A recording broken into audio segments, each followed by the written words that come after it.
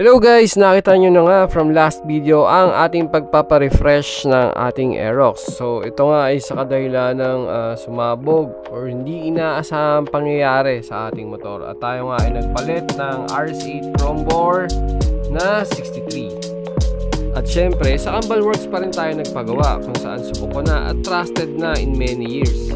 At pinapaklas na ni Boss Ian ang ating big valve at ang ating dating 62 or 185cc Aerox. At eto na ang the moment of truth. Aalamin na natin kung ano talaga naging sira ng ating Aerox. At tingnan nyo naman, kinabahan ako sa tingin ni Boss Ian.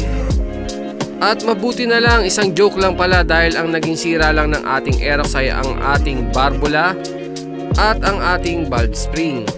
Dahil kung nasira rin ang ating valve guide, worst case scenario ay baka magpalit din tayo ng bagong head. Sobrang gastos talaga nito. At ito na nga atin ang inilalapat ang ating bagong 63 Chrome Bore RS8 brand sa ating Aerox. At tayo ay gagamit ng JVT na valve spring. At ito naman ang proseso ng pagre-reamer ng ating kapatid na si Ian dito sa ating head upang mas maganda ang paglapat ng ating mga barbula at upang maiwasan ang mga singaw. At ito na nga guys, ito yung isa sa most exciting part sa pagbubuo nitong ating Aerox. Dahil ito ay dinigreewheel or kinuha yung kanyang 0-0 timing.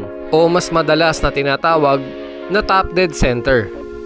At isinasalpak na nga ni Boss Gerald ang ating big valve na TRF na may sukat na 2023. At pagkatapos ito ay inilalagay na ang ibang aparato ng pang degreewheel upang makuha ang ating proper timing.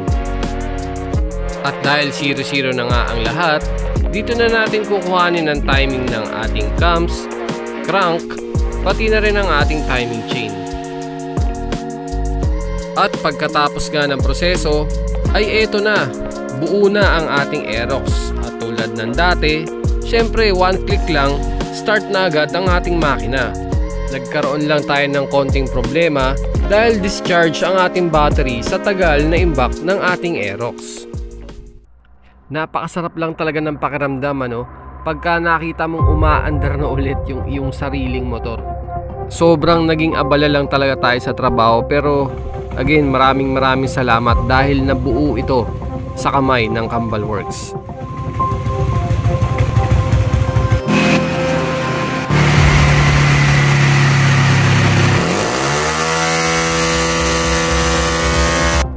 So next part, after ng braking period, eto na, oras na ng walwalan at dainuan. Papakita ko sa inyo kung ano ang magiging resulta pagkatapos ng ating braking period. Gusto ko lamang uli magpasalamat para sa mga patuloy na sumusuporta sa ating channel. Kahit ilang buwan tayong nawala, ay nandyan pa rin kayo at solidong sumusuporta. Kaya para sa inyo lahat ito.